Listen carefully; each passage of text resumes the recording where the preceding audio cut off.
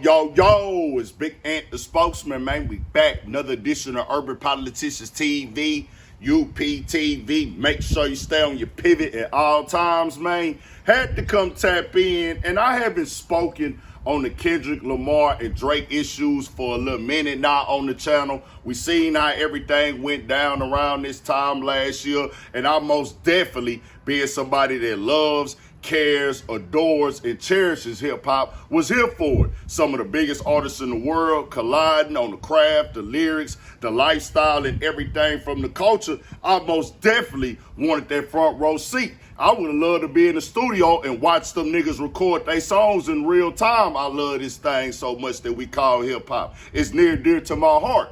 But we seen how it went down, however you felt about the battle, who won, whatever song you like, whatever. But it got to the point where legalities got involved when Drake decided him and his team would file a lawsuit against the label UMG, which him and Kendrick Lamar are both under, about how they handled the song For Not Like Us, saying that it was manufactured to damage his look, damage his brand, and tear him down as an artist. Well, we eventually seen Grammy Awards. We actually seen a Super Bowl performance and everything like that. And I covered it step by step as much as I could to stay updated with the game, with everything going on with it. Well, now it's been a little stuff hitting the news. I ain't spoke on it at all really too much. I've been like, hey, it is what it is. We seen what happened. People gonna feel how they feel. We'll get to the end results when they come.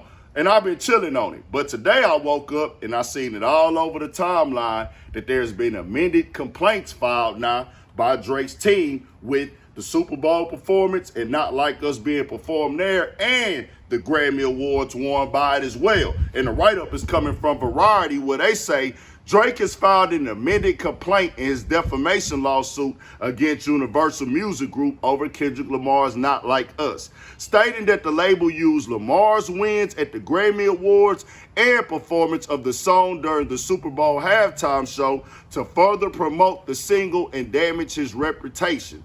The amended complaint filed on Wednesday and reviewed by Variety expands the January suit from 81 to 107 pages, focusing on events that took place since the initial filing. His legal team claims that Lamar's Super Bowl halftime show was shown to over 133 million people, including millions of children. It notes who had never before heard the song or any of the songs that preceded it. It was the first and will hopefully be the last Super Bowl halftime show orchestrated to assassinate the character of another artist. The complaint alleges that Lamar purposely excluded the word pedophile during the Super Bowl performance, and that on information and belief, he would have not been permitted to perform it unless it was omitted from the lyrics. That is because nearly everyone understands that it is defamatory to falsely brand someone a certified pedophile, reads the complaint. Drake's team asserts that UMG knowingly negotiated the Super Bowl performance after the initial lawsuit was filed, thereby causing intentional harm to Drake. Now, there's more to this write-up if you want to look into it, but I want to speak on what an amended complaint was to get a full understanding. Now, an amended complaint is a written revision of the original complaint filed by the plaintiff, replacing it with a new version that incorporates changes or corrections. It's essential a second or third, etc. version of the complaint that the plaintiff or petitioner submits to court. Purpose: amended complaints are filed to address issues with the original complaint, such as adding new claims. And in simplified terms, they're saying 26 pages have been added to the lawsuit that's going against UMG, and breaking down and explaining what was handled and done with the Grammy Awards and with the Super Bowl was done in a way to strategically hurt the artist's brand. And also there's a form of omission that they know that the certified pedophile lyrics and things can be damaging to the artist. Now, I don't know how this can be proven that UMG was doing that directly.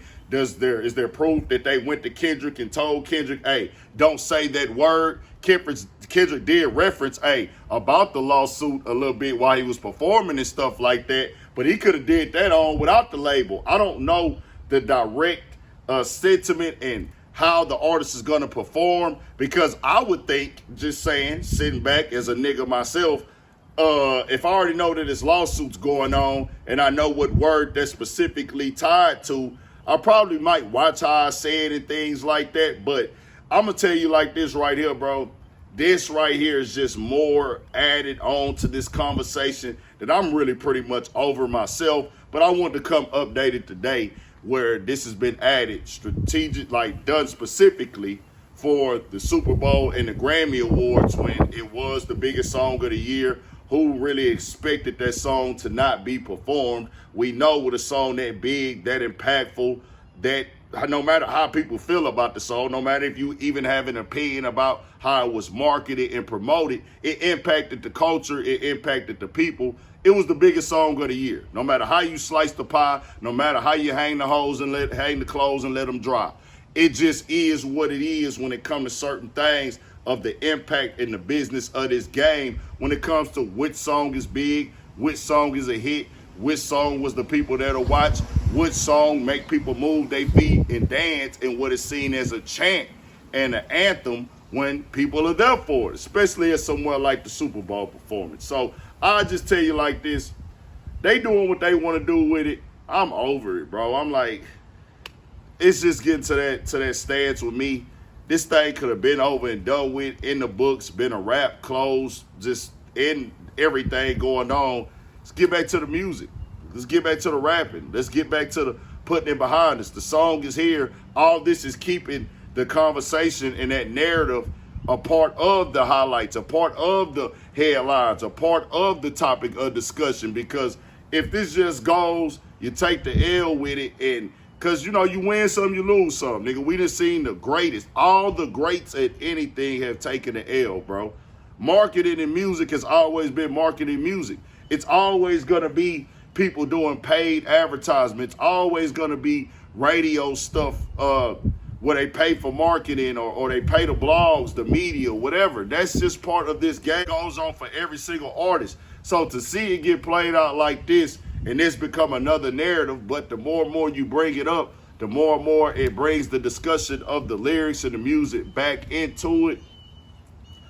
I don't know, bro. I'm not a nigga. You know, the way that I came up in the game, it's unwritten laws and just codes and understanding, nigga. If you gonna duel it out, you gotta duel it out. Win, lose, or draw, you gotta take your L's like your W's. If not, you just gotta sit back and be quiet and don't get in that pit. If you jump in that pit, you can't complain about the results of the pit, especially when it comes to, hey, he got an impactful song out of it that became a hit. And Drake even acknowledged it was a hit when he did The Heart Part 6. He just didn't like the narrative of the song itself. It is not like he didn't say defamatory or just things that he would see as offensive himself about Kendrick Lamar. You called the man a victim of pedophilia, pretty much. You talked about his kids. You talked about his family. His was just a little bit more clever, a little bit more wittier, and he became with a better record. And a lot of people, if you know the game, Kendrick Lamar is most definitely a spitter and a rapper and an artist. Kendrick Lamar is very crafty with the words, real surgical with them, no doubt about that. We ain't gonna take nothing from his penmanship and his ability to deliver music. Another thing that made that song go up is that beat. And that's why Kendrick Lamar even be having, every time he popped out for a visual for it, Mustard was there because he know, nigga, this song really, I do what I do, which is I am a musician with the pen. But at the same time, nigga, you gotta have a hard beat to make it become a hit record. So the beat is going crazy with it as well. It's not just the lyrics in themselves. That's the main thing, but the beat, you got to have the beat too. So it's like, that also, it's just a good song. It just is what it is. But I don't know, man. Tell me what y'all think. I'm over it. Let's get to the next. Drake, you do what you do. Make your music. Kendrick Lamar gonna do his tour. Let's end this discussion, man. Get this stuff over with. Tell me what y'all think. We got more coming, more videos. All at 1,000 for shit show. Stay on your pivot.